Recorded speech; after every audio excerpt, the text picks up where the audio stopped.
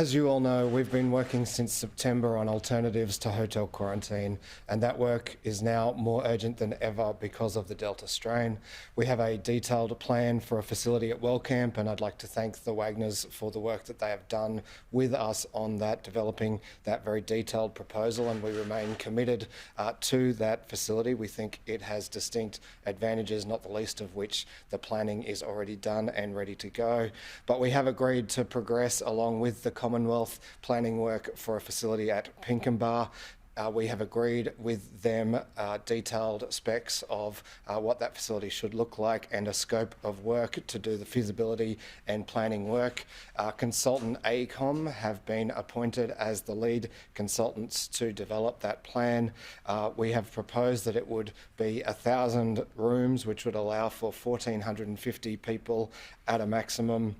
That we could see 800 people per fortnight arrive in the first stages, the initial stages, which would allow roughly 2 repatriation flights, 2 Australian government repatriation flights a week to bring home those stranded Aussies. The 29-hectare site will require a range of consultants working under AECOM.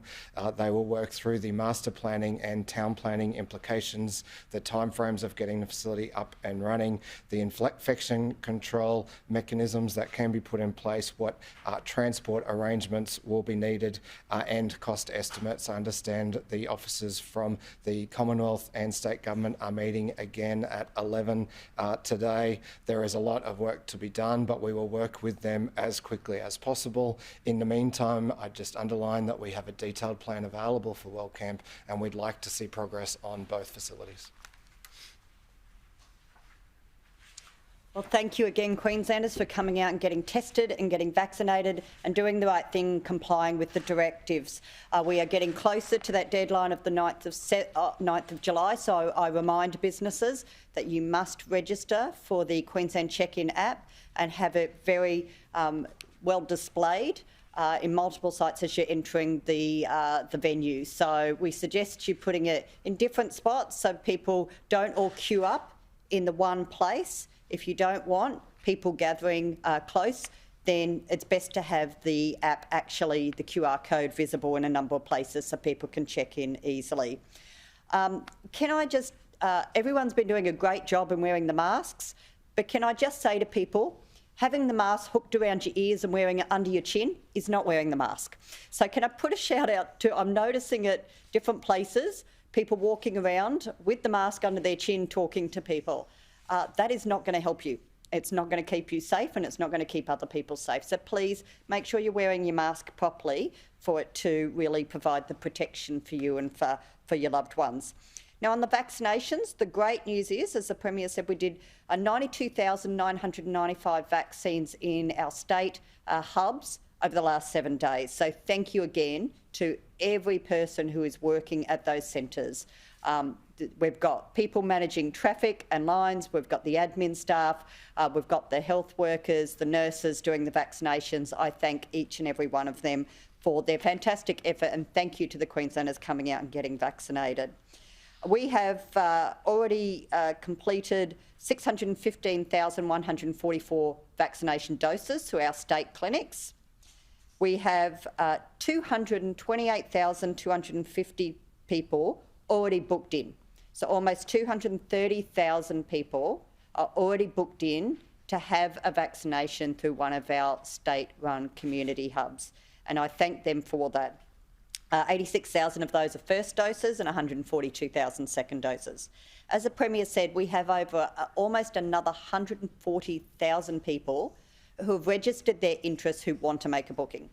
So we will be contacting those people shortly to advise them that we will be opening up new booking slots, but those booking slots will be from October on when we get the additional vaccine.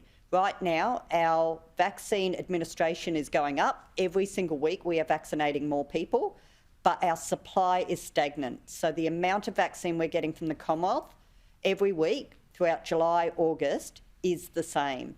Now, we've asked for some of that supply to be brought forward, but we're waiting on an answer for that. But irrespective, the total number of vaccines we're going to get over July, August doesn't change. And so we do need to make sure we are prioritising everyone who's already got a booking, all of our frontline health workers and frontline staff, and of course anyone who is due for a second dose. So if you've had your Pfizer vaccine, your first dose, and you are finding it difficult to find a booking for your second dose, you must get vaccinated with your second dose between day 21 and 42. We ask you to ring 134 COVID so that we can make sure we can get you in within that window at one of our vaccination hubs. It's really important that everyone who is due for their second dose comes forward and gets their second dose. So please ring 134 COVID if you're having any trouble finding a booking slot already at one of our state vaccination clinics. We look forward to being able to increase our vaccinations from October, but of course this is all subject to supply. But we will book people in, and as long as the Commonwealth can guarantee that we'll be getting a lot more vaccines from October, we can start vaccinating a lot more people from October. Of course, some GPs have started this week with Pfizer, but it's very small numbers that will grow over coming weeks. So people, please be patient if you are trying to get a booking through a GP. And of course, as I say, all of those people who register with Queensland Health, we will make sure you get a booking slot, but it may be October and later when we get the vaccine. Thank you.